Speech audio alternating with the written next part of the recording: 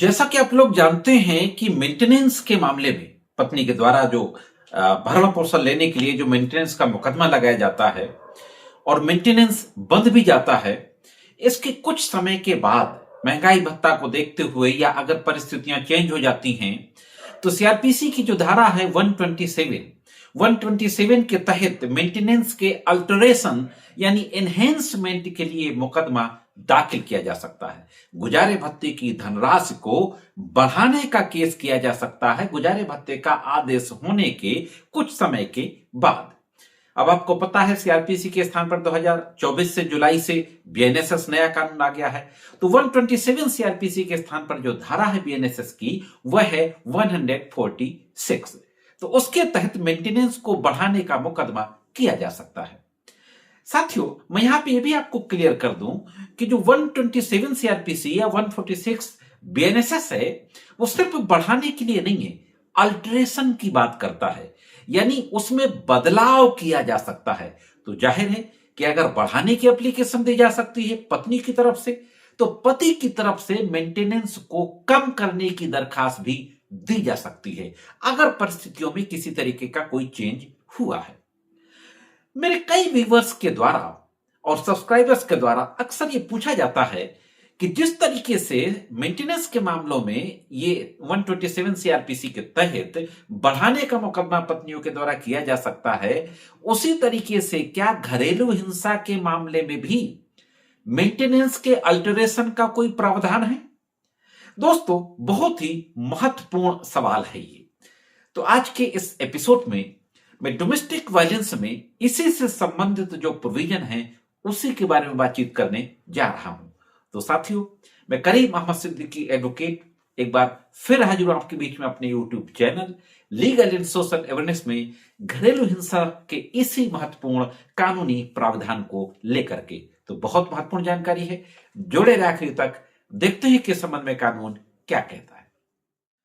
साथियों, सीआरपीसी की धारा 127 या बीएनएसएस की धारा 146 के ही तरह पर घरेलू हिंसा का जो अधिनियम है, protection of women from domestic violence act है जो 2005 में बना, उसकी धारा है 25।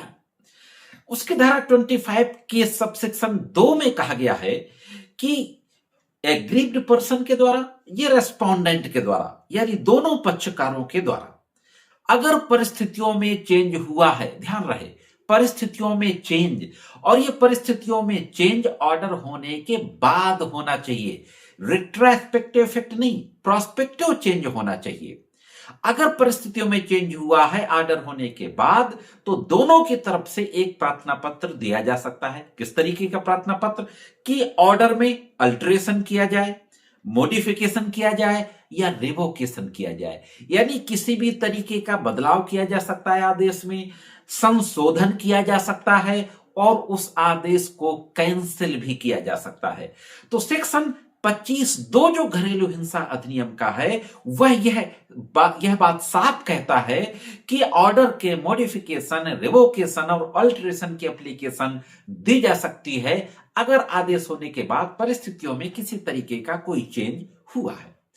अब देखते हैं कि इस संबंध में क्या कोई महत्वपूर्ण लैंडमार्क जजमेंट है जो सुप्रीम कोर्ट के द्वारा दिया गया है। तो हाँ दोस्तों, एक बहुत ही महत्वपूर्ण जजमेंट है जो 2024 में सुप्रीम कोर्ट में के द्वारा पारित किया गया था। तो देखते हैं कि उस फैसले में सुप्रीम कोर्ट ने क्या कहा था। यह जो मामला सुप्रीम कोर्ट पहुंचा था, एस विजय कुमारी वर्सेज मौनेस्वाचारी सी 2024 का मामला है, एसएलपी क्रिमिनल 5342/2023, और 10 सितंबर 2024 को सुप्रीम कोर्ट ने आदेश पारित किया था। सुप्रीम कोर्ट में यही सवाल पहुंचा था कि क्या डोमेस्टिक वायलेंस एक्ट की धारा 25(2) के तहत क्या किसी तरीके के आदेश में बदलाव किया जा सकता है, मेंटेनेंस में एनहेंसमेंट किया जा सकता है।